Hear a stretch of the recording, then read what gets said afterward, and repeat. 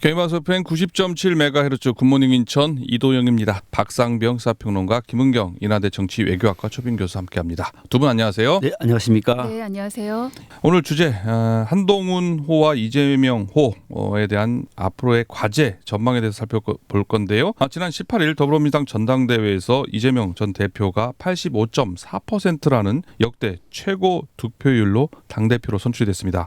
또한 최고위원들까지 모두 친명계로 포진이 됐는데요. 민주당의 이재명 대표 체제 향후 민생과 개혁이라는 당면 과제를 어떻게 헤쳐 나갈지 지켜봐야 될 것 같고요. 한편 지난 7월 13일에는 당대표로 선출된 국민의힘 한동훈 대표 당내 민감한 사안이었던 최상병 사망 사건 특검 관련해서 원칙적으로 동의하는 등 윤 대통령과는 차별된 모습을 시작했지만 지난 한 달 지금 다소 조심스러운 행보를 보이고 있습니다. 오늘은 오는 25일로 예정된 여야 당대표 회담을 앞두고 국민의힘 한동훈 대표와 민주당 이재명 대표 체제의 당면 과제와 향후 전망에 대해서 이야기 나눠보도록 하겠습니다. 먼저 오늘의 말말말 듣고 시작하겠습니다. 평론가님, 오늘 네. 말말말 어떤 거 준비해 오셨습니까? 네, 22대 국회 양당 지도부가 이제 100% 세팅이 됐습니다. 예. 국민들도 뭐 정치에 관심이 있는 분들은 앞으로 두 당이 어떻게 갈까? 2년 뒤에 지방선거가 있는데 또 3년 뒤에 대통령 선거가 있는데 어떻게 될까? 관심이 상당히 많이 아마 쏠리고 있을 것 같은데 이런 상황에서 얼마 전에는 민주당에서 당 지도부가 이제 다 선출되지 않았습니까? 방금 네. 말씀하신 것처럼 이제 이재명 대표와 최고위원들 다 거기서 나름대로 당을 위해서 뛰어들었던 김두관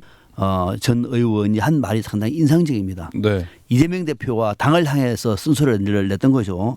이재명 대표와 당한테 제발 이 얘기를 좀 들어주시라 이런 말인데 김두관 전 의원 얘기는 성을 쌓는 자 망하고 길을 내는 자 흥한다고 했습니다. 예.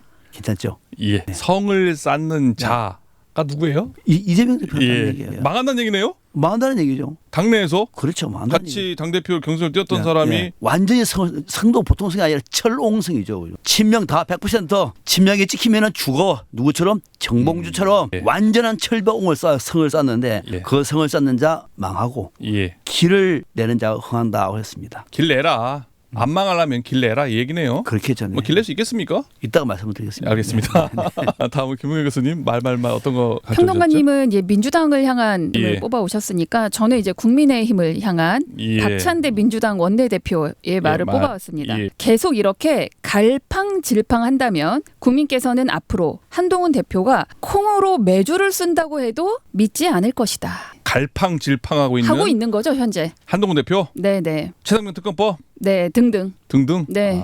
그 얘기는 뒤에서 또 얘기해 주실 거죠? 네네. 예, 알겠습니다. 먼저 민주당 얘기부터 해보겠습니다. 이재명 후보 이제 당선 이제 연임이 돼서 당 대표가 됐는데요. 85.4% 범민주당계에서 그동안에 있었던 득표 중에서 최고 득표율 아니겠습니까? 이번 민주당 전당대회 보시면서요, 평론가님 뭐 하실 말씀이 많으신 것 같은데요. 어떻게 보셨습니까? 이제 이거를 부정적으로 보면은 예, 정당 민주주의 관점과 민주주의를 이끌어왔던 민주당의 아이덴티티 더 나아가서 앞으로 수권 정당을 지향하는 관점에서 보면은 예. 이 정당은 망하는 거죠. 근데 그것만 볼 것인가? 그렇지 않단 말이죠. 정당은 여야 관계를 같이 봐야 돼요. 여야 관계를. 예, 국민의힘 윤석열 정권에 맞선 민주당은 어떻게 대열을 정립할 것인가? 지금처럼 이렇게 봐야 되는 거예요.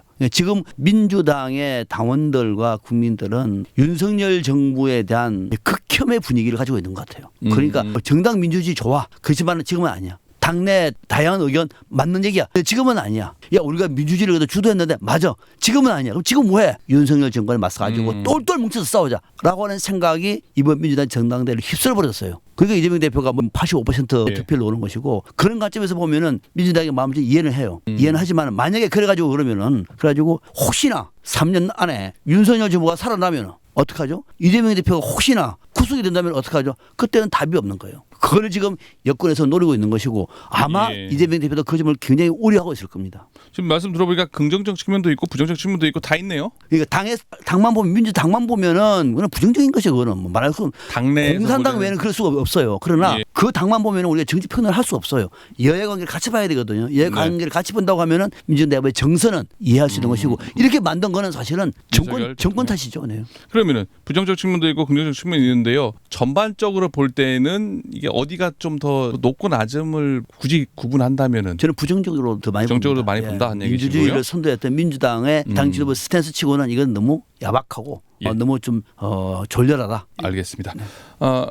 김웅 교수님 어떻게 보셨습니까? 한동훈 대표가 4명의 후보 가운데 63%를 득표를 했어요. 득표율이. 예. 그거에 비하면 지금 85% 정도 3명의 후보였고 그리고 김지수 후보가 너무 이제 뒤늦게 이제 이 출마를 하면서 인지도도 좀 떨어지는 상황이었고 하다 보니까 사실 저는 85.4%가 그렇게 정말 일당 뭐 체제 뭐 이 독재를 뭐 구축할 정도의 지지율로 보이지 않아요. 우리가 처음에 어대명, 확대명 그러다 9대명 90%를 넘느냐. 넘었으면 좀 생각해 볼 일인데 저는 5% 포인트 차이고.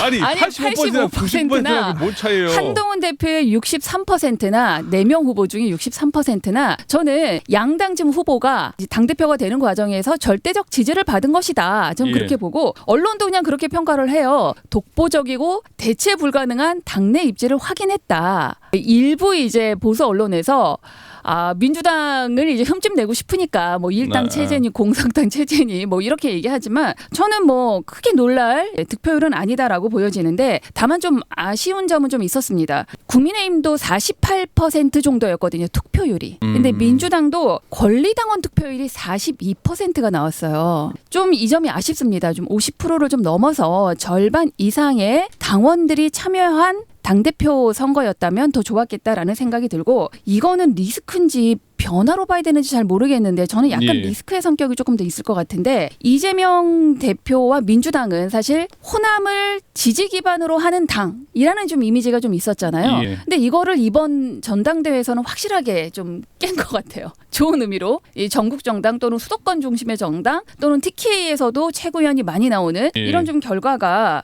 좋은 면도 있는데 저는 조금 이제 리스크가 될 수도 있겠다. 왜냐하면 강주에서 득표율이 83%였어요.